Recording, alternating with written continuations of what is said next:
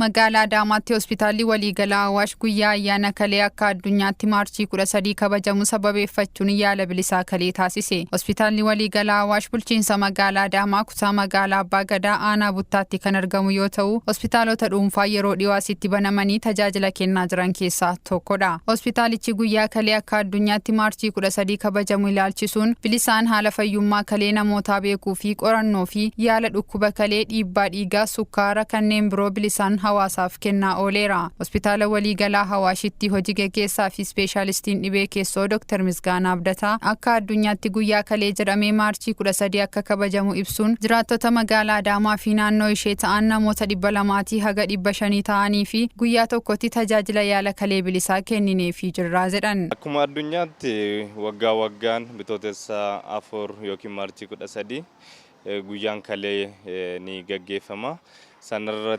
Sanarraa ka'uudhaan hospitaalli waliigala Awaash uummata Adaamaa fi naannoo isaanii jiraniif tajaajila kalee yaaluu ilaalamuu fi yaaluu uummataaf tolaan dhiyeessinee jira. Namoota 200 hanga 500 jiraniif guyyaa tokkotti tola yaalaa ni kennina jenneetu karoorfannee jira. Hospitaalichi ispeeshaalistootaa fi saab ispeeshaalistootaa 40 ol ta'aniin hundeeffamee tajaajila yaala hundaa bakka tokkotti kennaa akka jiru kan ibsan Dr. Misgaanaan yaalamaan kamiyyuu dhufee tajaajila argachuu danda'as jedhaniiru. Hospitaalli waliigala Awaash ispeeshaalistootaa fi saab ispeeshaalistoota 40 oliin kan hundeeffamedha. Gosa ispeeshaalitii hundaanuu tajaajila kan kennuu fi bakka tokkotti tajaajila hunda bakkatti argatamudha. Kanaafuu hospitaalli kun haaraa dhiyootti banne gabannee ji'a 3 qofa tajaajila gaarii kennaa jirra. Uummannis dhufee itti fayyadamaa akka ta'u dhaamsa koon dabarsa. Ispeeshaalistii yaala kalee fi ispeeshaalistii yaala dhibee keessoo Dr. Miyaakel Balaay dhiibbaan dhiigaa, sukkaarri, haalli jireenyaa, ulfaatinni gadi bu'uun dhibee kaleedhaaf sababa waan ta'aniif sirreeffamuu qabu jedhu. ሪስክ የምናየው ነገሮች አሉ።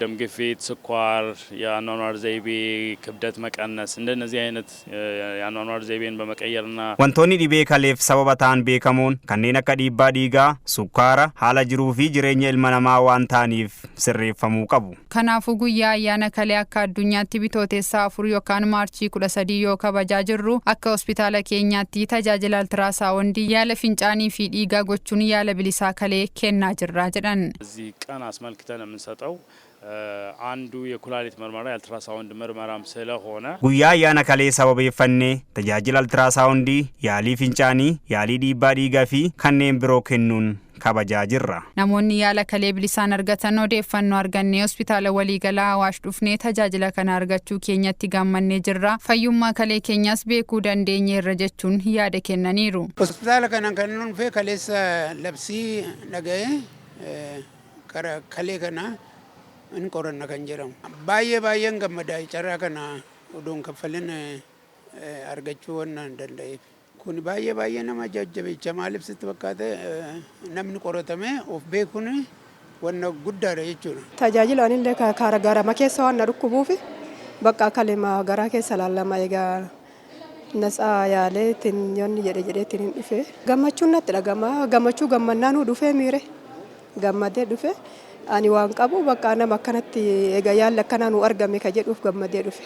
Ani akka kiyyaatitti baay'een gammachuu guddaa qaba. Maaliif jennaan hospitaalli akkanaa rakkoolee akkanaa kana sababni kaleen kun baay'ee namoota heddurra waan baay'ee jiruuf kaleen kun kalee kanammoo laaluuf nama gartanii yaalii guddaa godhuuf ani baay'ee gara kiyyaa itti gammadaa jira jechuudha. Namoonni akka kiyyaa sababa kaleetiin baay'ee waan dhukkubaa jiruuf yaaliin akkanaa godhamuun baay'ee guddaa itti gammada jechuudha hospitaala kana jechuudha.